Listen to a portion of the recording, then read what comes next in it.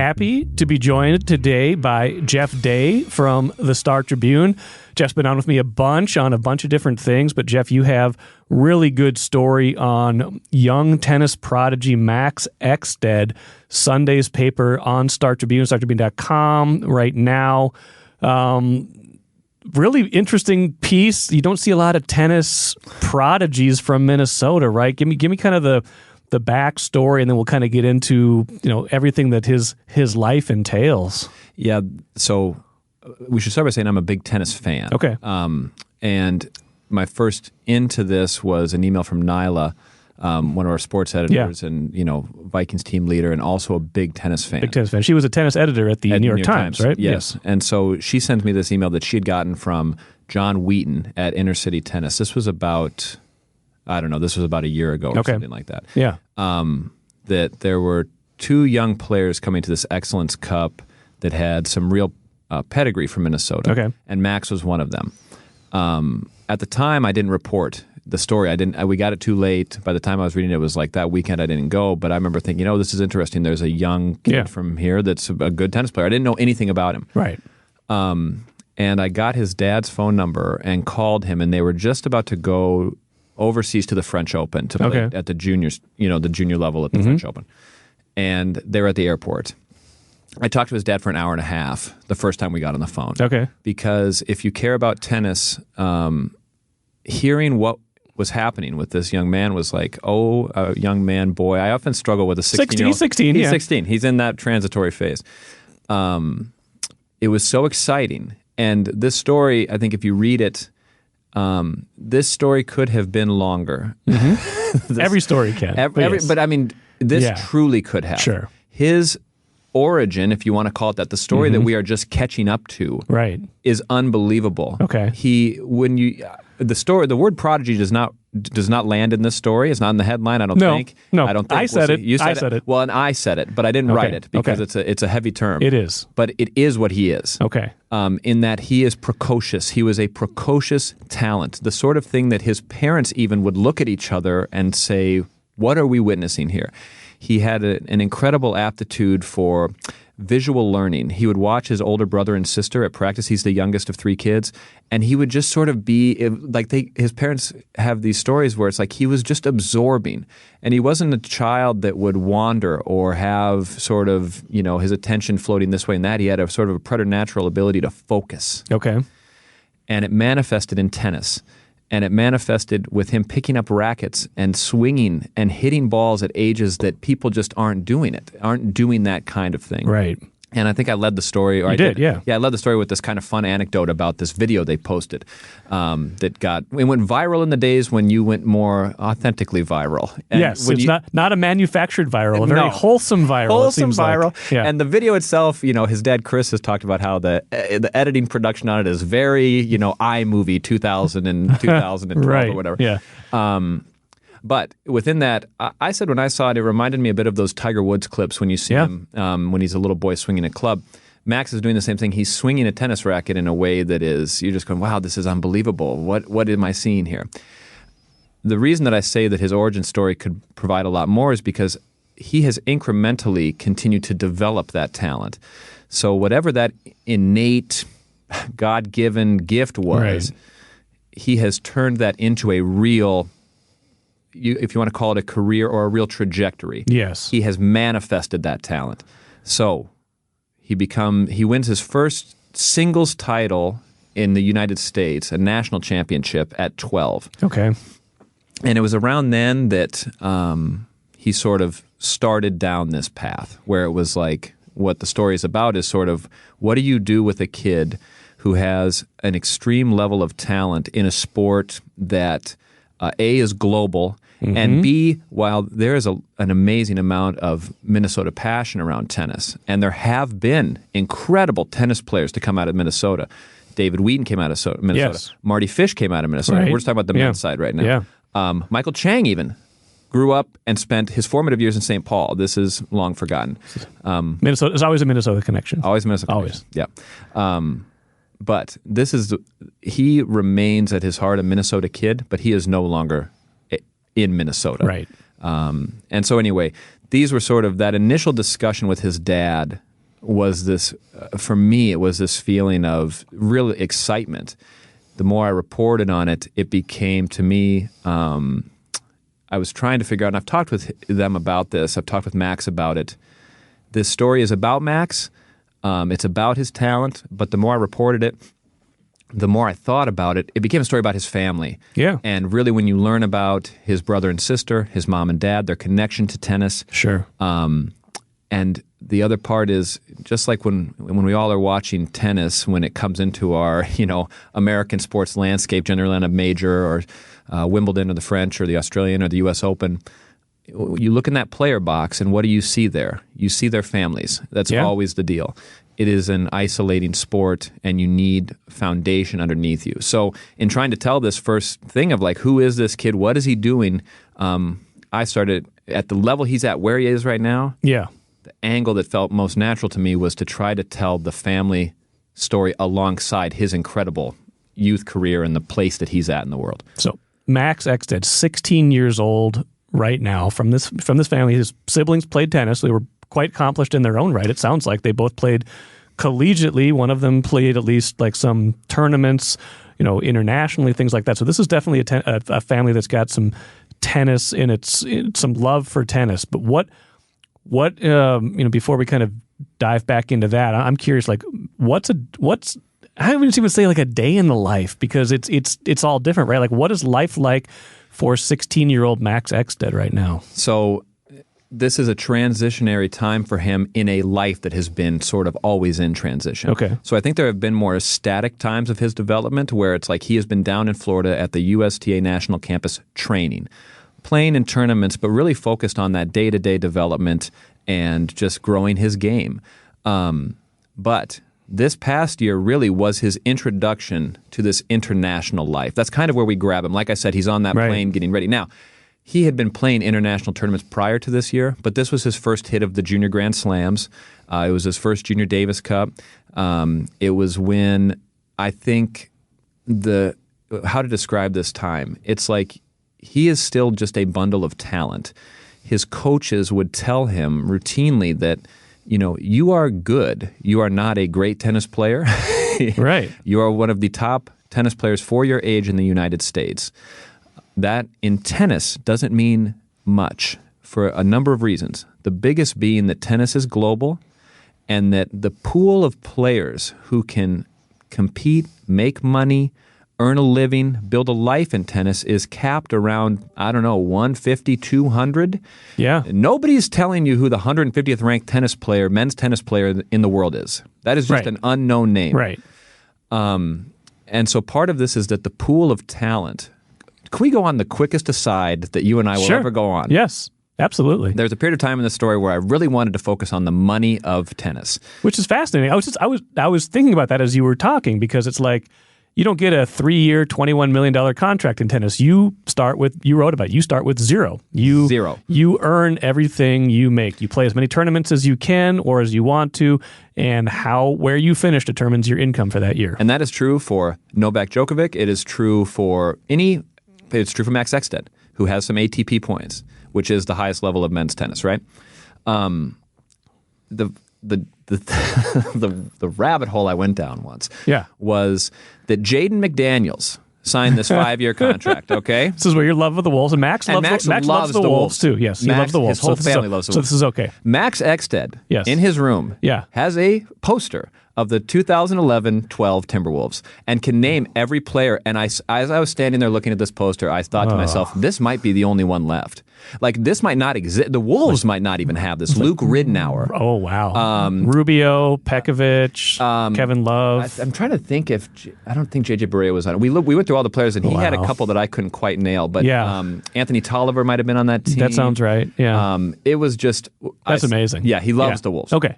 He is a basketball fan at heart. His closet is like, he pulled out, this is no joke. Yeah. 45 jerseys of different players that his brother, it's like him and his brother had accumulated this crazy collection. Okay. And they're all from when he was like 12 or 13, because he has nothing in his house for his current age. Because he's in Florida all the time. We're playing in these international tournaments. Yes. Yeah. So Jaden McDaniels, though. Yes. Jaden McDaniels signs his 5-year deal, whatever it was worth. 135, I think, yeah. that 5-year contract will pay him more money from his sport than any tennis player in history except for Novak. It is more than Roger Federer earned in his entire playing career. It's more than Rafael Nadal earned in his entire playing career. Wow. Now, Federer is a billionaire because Federer gets the Rolex and he gets the Birria pasta and he gets all of this stuff. I didn't know he had the Birria pasta. Oh, you got to know about the Birria pasta. I didn't know that. Why do I get Birria every time I go to the grocery store? It's because of my man. This podcast is not sponsored by Birria, no, by the way, but it's okay. We are. Or Birria. Yeah, Birria. Wow, where were we? We're on a rabbit hole, but it's okay. It's a good rabbit hole. That's what podcasts are for. So we're talking about the money in tennis. You have to earn every bit of it, aside from the sponsorships and the endorsements and things like the money you earn playing, you earn. But really where we were, I think, was talking about sort of where he is right now. Yes. And the fact that he was in this year where he is, what's a day in the life of him like? So if his life had been sort of training development, this year and maybe a couple of months before we start talking with him is when we're pushing out. The USTA is pushing him out. His coaches are pushing him out. It's like it still is about the day-to-day development, but you're going to start getting your feet wet in this world of where do I rack up, when it comes to everybody else that's my age in tennis globally. And the only way to do that is to go out and do it. Now, there's a person in this story who's never mentioned, and his name's John Wheaton. His brother, David Wheaton, is mentioned. I was wondering if John and David are, I assume they were related when you brought him up. And it's just one of the things about reporting the story of a long period of time. Sometimes great sources become different things. And again, that's what podcasts are for. Yeah, it's exactly. the extras. It's the outtakes. John was David's manager. John was a really, really great tennis player, youth tennis player in Minnesota. His brother David became this great tennis player in the pros. And John now runs Inner City Tennis, which is the bubble over on like 40th and Nicollet. He's the executive director. And he also worked down at IMG, that Nick Bollettieri school of tennis back in the day. And he has been around tennis his whole life. Okay. And he talked about what Max is going through from a position of real expertise. Yeah. Because he watched it happen with his brother, and he's watched thousands and thousands of junior players come across his work.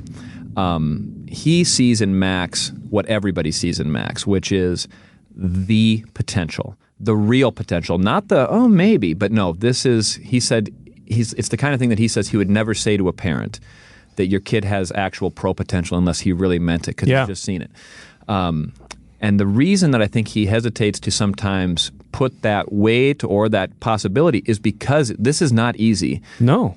The money involved, the travel involved, the time involved, you are going to send your kid out into a completely different form of existence if you're going to try to do this. There are other ways to do it. You know what I mean? Yes. Yeah. But because of Max's talent level, he is at this tip of the spear of talent. And so, like John's brother, David Wheaton, like I said, this great junior tennis player who won a junior U.S. Open, who went to the pros. When I was talking to him about Max, he doesn't know Max hardly at all, but he knows Max. He's like, he was just saying that right now is the phase where you are going to be tested because all you have done your whole life is what? Win. Yeah. You are the best in America. There might be a couple of other American kids that can push you, but it's like you're just trouncing people. You're trouncing people that are 5, 6 years older than you. And who are also very good. Who are very good. His dad would tell stories about Max when he was little playing like 8 and playing a 13-year-old and beating that kid. And then Max was little when he was growing up, head at the net, reaching up to shake hands with his opponent. You know what I mean? Like a little kid just smoking people. Right. And so anyway, the reason that this is a really fun time, I think, to look at Max and to think about what he's going through is because he is having to accept a lot of different learning spaces right now. You have to keep developing. You're losing, so you have to kind of comprehend and get comfortable losing. Max understands that. His coaches have worked with him on that. You are a junior player right now. As callous as this sounds, it's like that isn't the point. Right. Doesn't matter how good you are as a junior. Doesn't matter if you win the U.S. Open as a junior. Doesn't matter if you win Wimbledon as a junior. We are trying to cultivate and develop a professional talent here. And anyway, so the Europeans internationally, this is just par for the course. This is how they have kind of operated with young talent forever. The U.S., I think it is viewed a certain kind of way. It's like when I was reporting on Max at first, I was thinking about other youth sports and other kind of gymnastics or volleyball, even basketball. I think about Chet Holmgren or something like that. the thing that differentiates it is the structure is international. So it just, the United States does not have the structure of tennis in the way, because it's such a gigantic landscape. Right. Minnesota, if you want to be great in tennis, you can't really do it just in Minnesota. Right. You know what I mean? You have to go down south. You have to go to these very specific areas that are built into that. And so Max's training, all of this work, the day in the life of Max Exsted has been tennis. Yeah.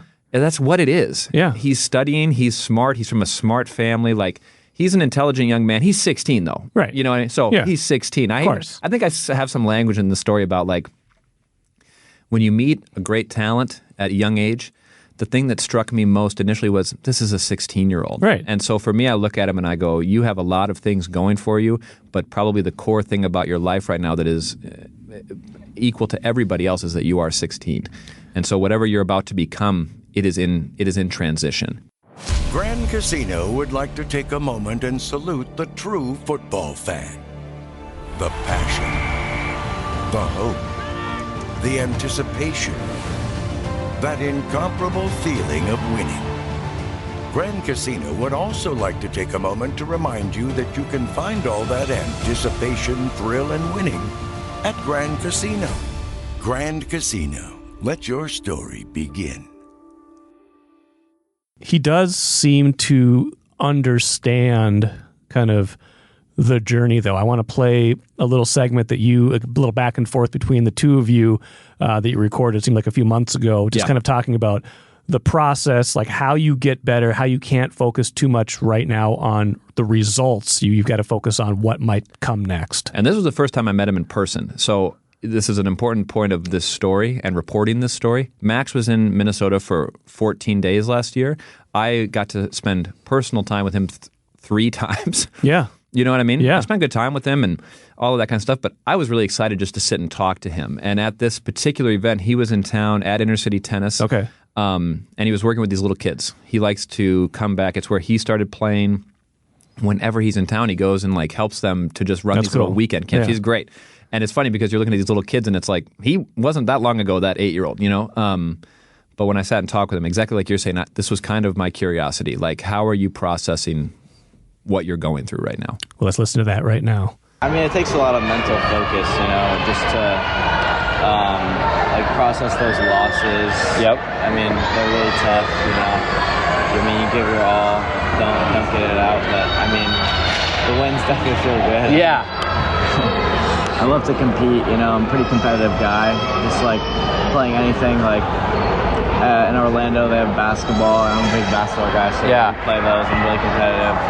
But I mean, to process the wins and losses, I mean, I try not to let it affect me too much, just because like when I'm on the court, you know, at this age especially, you're trying to like be what you want to be in 5 years and not like win all the juniors, you know, because there's been some guys that like win now, and then when they get to the pro level, they didn't really focus, or when they were younger, they didn't focus on their game as much. Gotcha. So they didn't do as great. But you talk about when they get to that pro level, and that's okay. Yeah.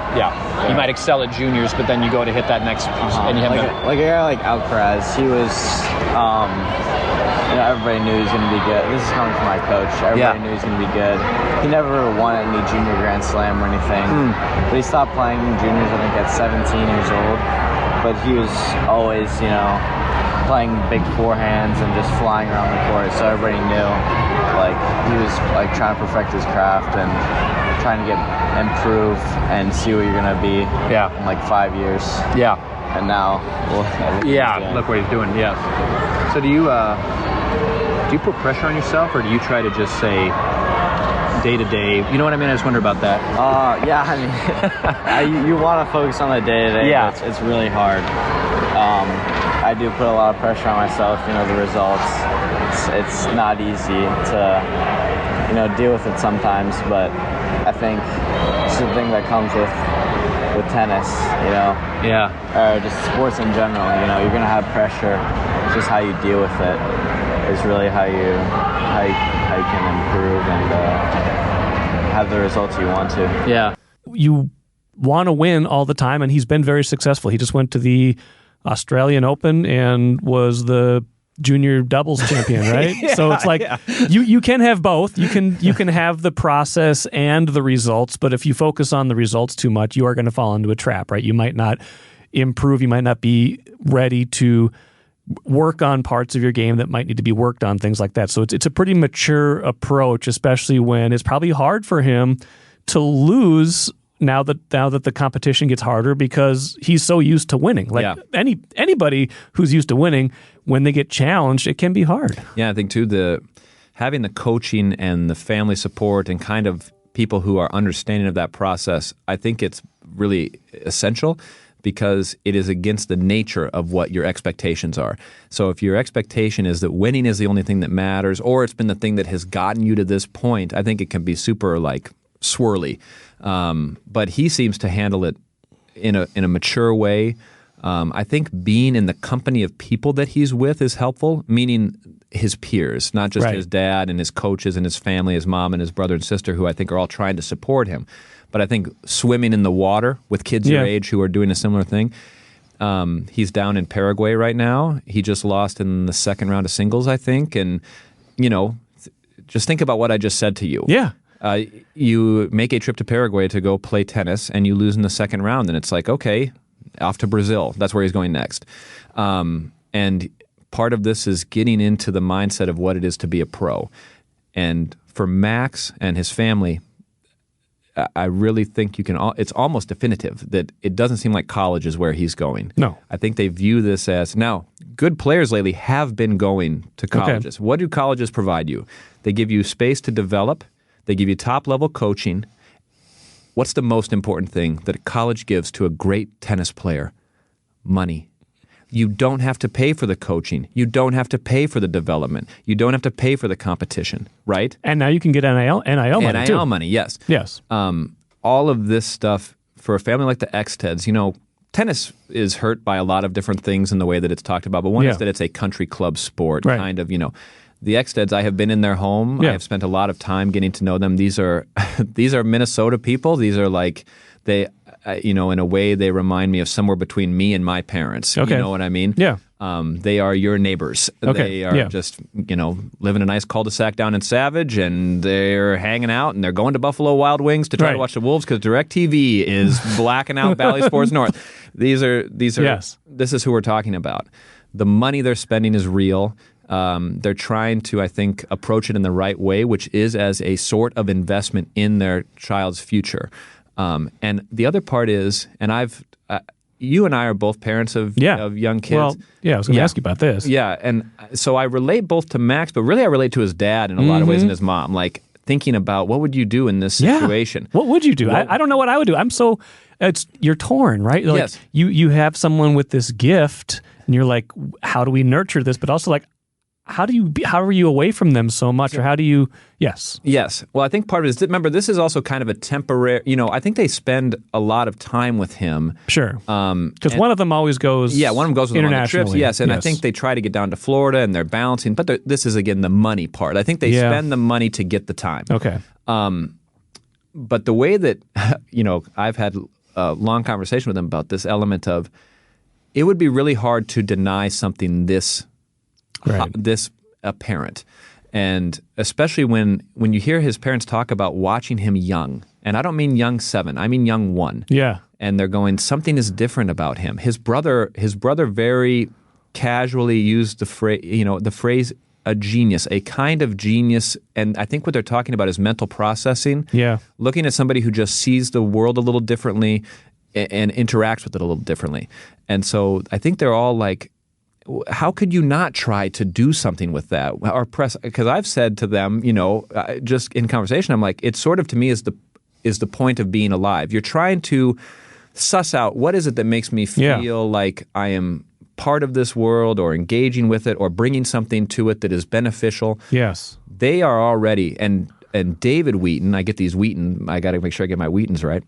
David Wheaton had some really intelligent things to say about this, because the pursuit can't be the only reason. Yeah. And the Exsteds are already thinking about this, about if you are going to pursue this, it has to be from a richer point of view than just money or success. It has to be because it's a sort of a I don't know what you want to call it, a sort of existential goals. Well, now Max wouldn't say this, Yeah. but this is like an amplifying of your talent, Sure. a gift that was given to you, and see what you can do with it. Now, Right.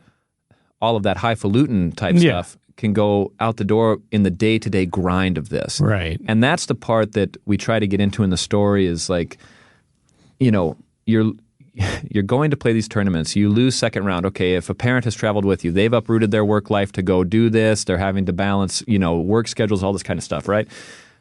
Okay, how do you approach that from an even-keeled, hey, stuff happens, let's keep developing, let's stay on this path. Let's stay on this path that might take 5 years, That is a difficult mental space. It's a space that I have a hard time fathoming because I would be it's the place where I feel like I could start becoming the crazy sports parent. Right. They'd be like, are we going to get these wins? But Like, what's going on here? Come on. yeah. At the same time, it's like then, what's funny is they win the Junior Australian Open Doubles Championship. And I'm sitting there going, I was having little watch parties at my house because this was one of the rare times. Yeah. Talk about reporting. Yeah. You can't watch these matches. I'm getting updates either from the family or I'm going on obscure ITF websites to go track brackets, not even real time. Right. But the junior majors are generally broadcast or streamed. They're not broadcast yet. Right. And ESPN Plus carries a lot of them. They had all the Australian Open stuff. So I was watching these doubles matches middle of the night or waking up early to watch them. And, I think it can be hard when you're in this kind of process to not only handle to not treat everything as the same. Meaning you've got to stay so even-keeled that even winning a junior Grand Slam doesn't spike as crazy as you might think it would. Yeah. Because a day later, you're on a plane, back home, back to figuring out, okay, what's the next step of this development? Because again, like we said earlier, as much as that is an incredible thing for him to go play his first ever Australian Open, to fly across the country or across the world, Yeah. and devote all of that time and go win, there were 4 junior titles handed out. He lost in the first round in singles in a fascinating match. Okay. Against this kid from, I want to say he was from Germany. Anyway, I was watching, and this goes back to in the story we talked about this kid, Hunter Heck, who's from New Brighton and played at Illinois. Yeah.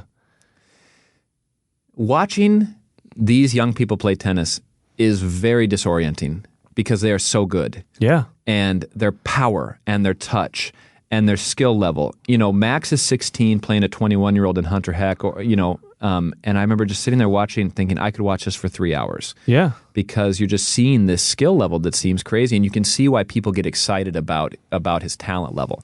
And when you watch these junior Grand Slam matches, you're seeing his mind processing that he is in a different field, I think. You know what I mean? A different talent field. Yes. And he had a really good showing at the Junior French Open. I'm trying to remember. This is showing a bad job by me of being prepared here, but he had less stellar showings at Wimbledon and the U.S. Open when he played juniors there.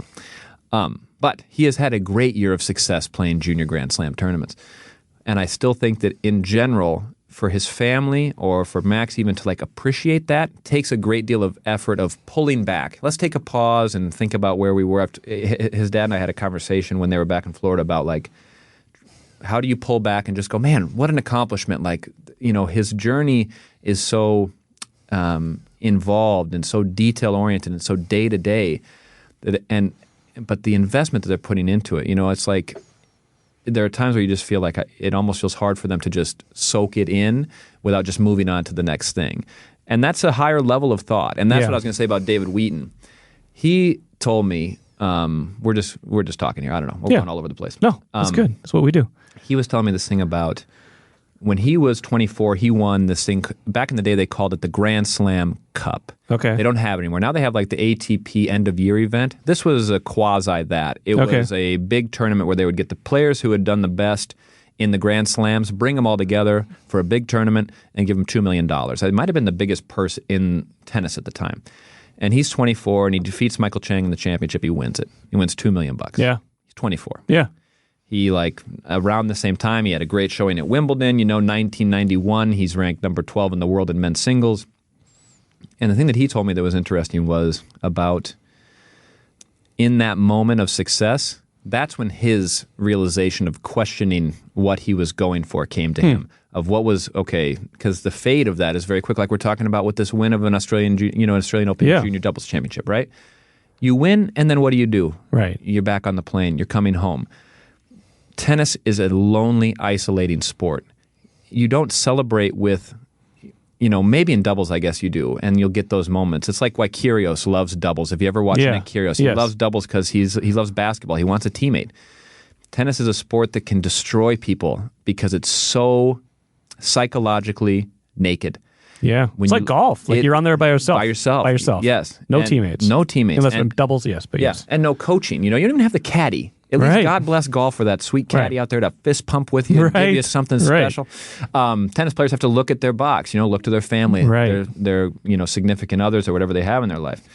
And I just think that that's one of the parts of this that I'm so excited about introducing people to him because I think his journey is going to be a fun one to try to tell over the years. What is going to happen to him? What is this going to look like? What does his development look like? And how does he process all of this stuff as a young person trying to attain something that is really difficult, especially for a kid from Minnesota?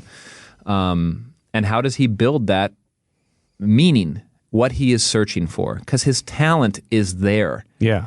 He is going to need the right coaching. He's going to need the right this, that, and the other thing. He's going to need the balls to bounce his way. He's going to have to hit the forehand just right. He's going to have to do all of that kind of stuff. But you can tell he has so much of that. And so it's like this next part of his life is going to be fascinating to pay attention to. And like I said, the family will be instrumental in that. Yeah. Royal Credit Union's smart checking accounts offer no monthly fees and no minimum balance.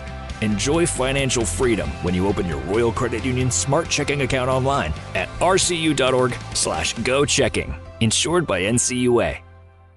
Well, and there is like some hand-wringing that goes on sometimes unnecessarily, where we talk about these young athletes are not going to have a normal life. You're not getting the regular high school experience. He's going to online school. He's going to all these places. And I think my frame of reference on this changed several years ago. This is if you want asides, here's an aside. It was the Super Bowl that was here, and I was doing a whole bunch of stuff like on Radio Row. We were doing a bunch of like live interviews, and it was kind of my job to just like grab anybody who would talk to me. And it was like talk to a lot of fun people, talk to Mayor Fry, talk to Teddy Bridgewater, but they offered me JoJo Siwa, this pop star YouTuber who my oldest daughter was probably like 3 at the time. She was a huge fan of hers. So I was like, well, yeah, I'm going to talk to JoJo Siwa because like my daughter's like a huge fan of hers. Let's bring her on. I know some of her songs. It was one of the most fun interviews I did there. But one of the things I said to her was like, isn't this kind of weird? Like she was like 16 or something at the time. I don't know exactly how old she was, but like she was, touring all over the place. She was there at the Super Bowl to do something for Nickelodeon, stuff like that.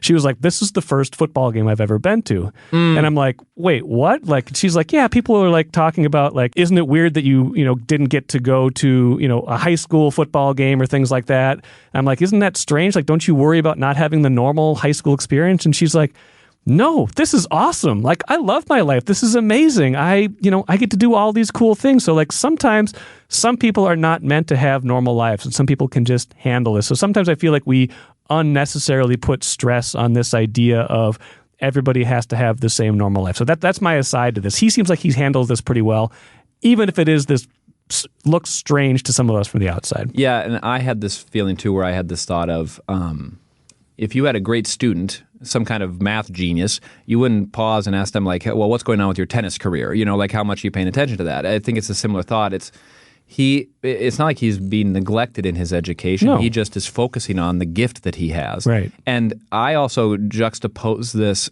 really dramatically with youth sports. Yeah. The blanket term. Yeah. This is a young man who the United States Tennis Association has identified as a core pillar of their developmental program. You know what I mean? This is not some, hey, we're going to give it a shot. We think the kid's got some talent. We're going out. We're going to go to Paraguay and see what's what. He is in that small pool. He is like a Chet Holmgren. He is like a Paige Beckers. He is like a Caitlin Clark. It's like, will that manifest down the road? We don't know exactly. We don't know if he will make, but that's common for any number of high-level athletes. Some become Karl Anthony Towns. Some become Michael Olowokandi. You know what I mean? Like, we don't know what the final picture will be, but certainly at this stage of his life, it makes sense for him to chase this. Really quick, then, what is next? Then, I mean, what's next on his tennis agenda? Like, how does this look? How does he keep growing in what he's doing right now? Well, the part that I have kind of been trying to figure out is that is uncertain. Yeah. He, this is where it's almost hard to talk about because it is uncertain, and so I don't want to speak in certainties or make it sound like I know. But what they are juggling, what they are trying to figure out is this very question. Okay, you can keep playing juniors, obviously, and keep going down that path. They're doing these ITF entry-level events. Yeah. However, when you have success in juniors, that can open up doors to other things, to pro events. Like, for instance, the fact that he won a junior Grand Slam title in doubles might give him a chance to play in some pro events playing doubles and things like that, or it might open some doors in that space. If you go and do really well at junior tournaments, it can then get you wild card draws into other things. It all just kind of plays out that way. I think the biggest thing for them, to me, seems to have been this question of, are we going to keep going pro, or are we going to reconsider the college thing? I would say that's probably the biggest check mark coming for them. Is this kind of what I would say, a phrase that that is common around their house? It's like this all-in concept. Yeah. So I mean, to me, it's like what's next for him is probably the continued development, but really it's like a psychological change of like, we're going pro. Yeah. That's the thing. Right. That's the real issue here. You either go college or you go pro. And it seems more and more that he's going to go pro, and then you start testing out what does that feel like. But you can jump, because tennis is a space where people fall off quickly, because it is so damn hard and because it is so expensive and because it takes so much out of you. If you keep going, you can rise quickly. You don't know what you're capable of until you get into those spaces. It's like you're finding out with these junior Grand Slams. Now, he's 16. So I believe that means he'll turn 17 this year. So this is like, tennis does it. It's like years. Okay. Your birth year, 2020, 2012, 2013, whatever. Yeah. And so his birth year, this is his 17 year right now. And so I think theoretically he could play juniors this year and next year if he wanted to. But I don't think they want to do that because like we've said here, the juniors isn't the point. Right. He's a really good junior player. He can go out there and compete. He's winning, he's losing, whatever. But eventually they're going to want to get into the space of if you're going to hire coaches, if you're going to because eventually when you're out of that USTA program, okay, the personal costs become crazy.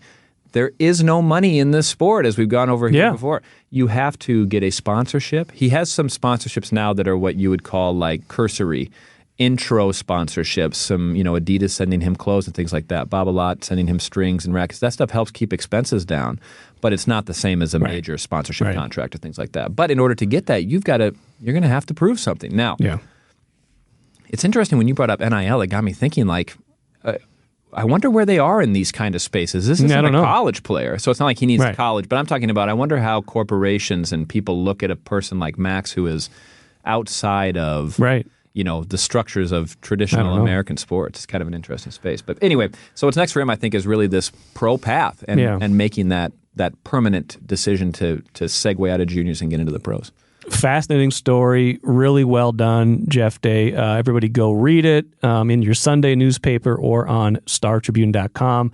Jeff, I'm sure we'll talk to you soon, and I'm sure we will be following Max Exsted's career as it wherever it takes him next. Well, and I should say before we sign off that his family was fantastic. Yeah. I mean, you know what I mean? Yeah. They were good with their time and talking about their personal lives and letting me into that. It's like you get lucky as a journalist sometimes that the person you're trying to report on has a willingness to engage in that stuff. When you have a 16-year-old kid, it's a delicate space, and they were really great about trying to share and illuminate what's going on. So. That's awesome. Great again, Jeff.